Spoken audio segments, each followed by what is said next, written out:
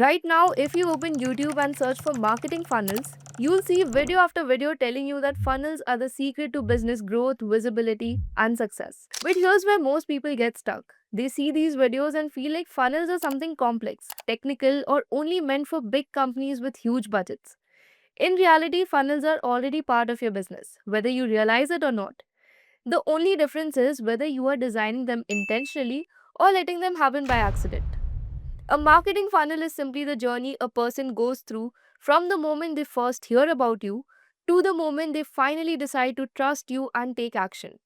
And to guide someone through this journey intentionally, you need a simple framework that explains how people actually make decisions. And that's where the ADA framework comes in. It shows the exact stages someone goes through before they go from who are you to I want this and finally take my money. ADA simply breaks it down into four stages: awareness, interest, desire, and action. And if you align it with the marketing funnel, it fits perfectly. Awareness sits at the top of the funnel, or TOFU. Interest and desire together form the middle of the funnel, or MOFU, where people evaluate and emotionally connect. And action happens at the bottom of the funnel, or BOFU, where conversion takes place. And to understand this very framework, we will look at the case study of Apple. Let's begin with awareness, the tofu stage. This is the moment someone first notices your brand or product. Without awareness, nothing else can happen because people can't buy from you if they don't even know you exist. Awareness is all about visibility. You can achieve this organically through SEO, ensuring that your website and content appear when people are searching for relevant topics. Social media content is another powerful tool. Sharing posts, videos, or blogs that educate, entertain, or inspire will get your brand noticed. And of course, paid advertising is a fast and targeted way to reach new people, whether through Instagram, Facebook, YouTube, or Google Ads. And if we look at how Apple approaches awareness, it's quite interesting. Months before launching a new product, Apple starts building massive visibility through teaser campaigns, launch announcements, media coverage, and social buzz. Their ads are often minimal and they focus on design, visuals, or a single powerful idea rather than detailed features. By the time the product is officially launched, millions of people already know it exists, even if they were not actively planning to buy. That is what strong tofu awareness looks like. Once awareness is created, people naturally move into the interest stage, which is part of MOFU. Now that the audience knows you exist, they start asking, what exactly do you offer? This is where you educate, explain, and engage. Interest is built through blogs, videos, emails, demos, webinars, and detailed content that helps people understand your solution better. The goal is to spark curiosity and keep them engaged long enough to explore further. This is exactly how Apple builds interest. After creating buzz, they begin explaining what's new: better cameras, faster chips, improved displays using keynote presentations, product pages, and videos. Instead of overwhelming people with technical jargon, Apple uses visuals and real life use cases to make the product easy to understand and interesting to explore. As interest deepens, it turns into desire, which also sits in the middle of the funnel. This is where logic turns emotional.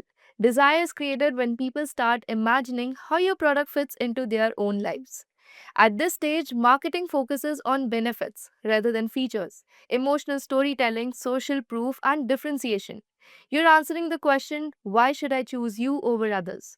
Apple does this exceptionally well. Their ads don't just show a phone, they show people capturing memories, creating content, working creatively, and expressing themselves. Water resistance in smartphones, for instance, wasn't something Apple invented. That feature had already been around for years before it ever showed up on the iPhone. But where Apple really stood out was in how they talked about it. Instead of saying our phone is waterproof, they focused on showing the experience. In their ads, water just exists naturally around swimming pools, splashes, and everyday moments, while the iPhone keeps working like nothing happened. And over time, that storytelling has been so effective that many people now instinctively associate water resistance with the iPhone itself. And finally, we reach action, the BOFU stage. This is where the customer is ready to make a decision. At this point, your job is to remove friction and make the next step as easy as possible. Clear calls to action, simple checkout processes, limited time offers, trials, demos, or guarantees all help push the customer to act.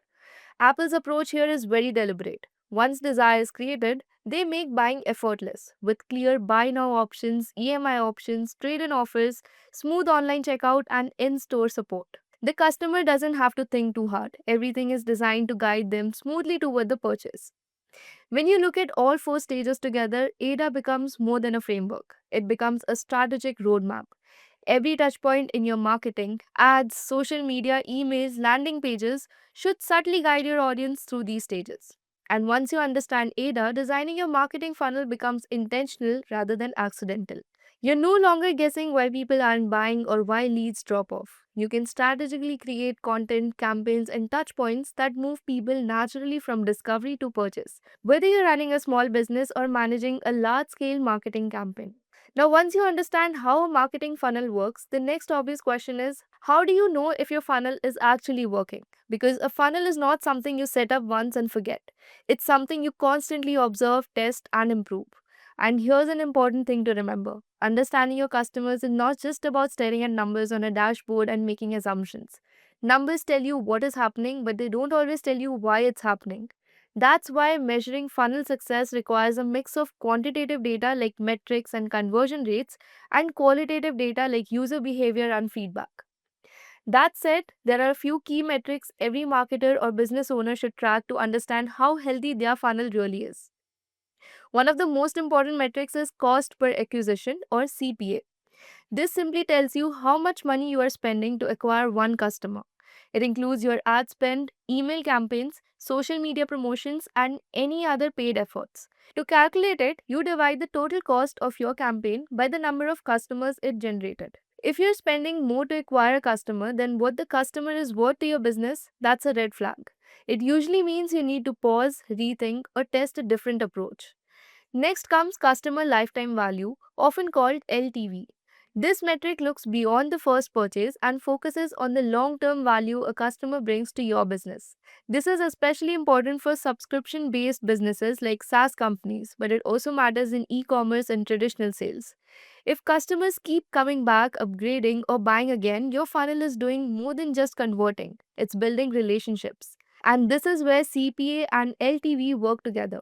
A higher LTV gives you more flexibility to spend on acquiring customers because you know the return will come over time. Another crucial metric is conversion rate, and this shouldn't be limited to just the final sale. A good funnel tracks conversions at every stage. At the top of the funnel, you look at how many visitors turn into leads. In the middle, you track how many of those leads sign up, subscribe, or show serious interest. And at the bottom, you measure how many of them finally become paying customers. These smaller step by step conversions help you identify exactly where people are dropping off instead of guessing. It's also important to measure conversion rates by channel because not all traffic behaves the same way. Organic search, paid ads, email marketing, referrals, and influencer traffic all have different roles in your funnel. For one channel, a conversion might be clicking an ad. For another, it might be signing up for a newsletter. When you clearly define what success looks like for each channel, it becomes much easier to see what's working and what needs improvement. Now, while analytics tools are great at tracking numbers like traffic, bounce rates, CPA, and conversions, they still don't show the full picture. To truly optimize a marketing funnel, you also need to understand how people experience your funnel. This is where behavior focused tools come in. Funnel analysis helps you see exactly where users drop off in your funnel. Instead of guessing, you can visually track how many people move from one step to the next and where they abandon the journey. For example, you might discover that traffic from one ad campaign converts much better than another, or that one landing page performs far better than a slightly different version. Heat maps show how users interact with your pages, where they click, how far they scroll, and what they ignore.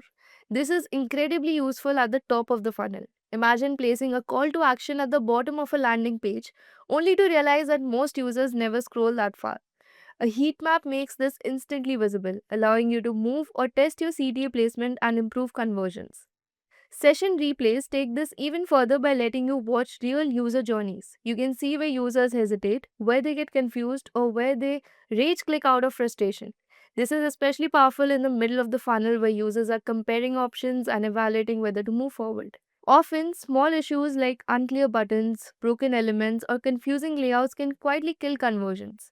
And finally, surveys help you understand the why behind user behavior.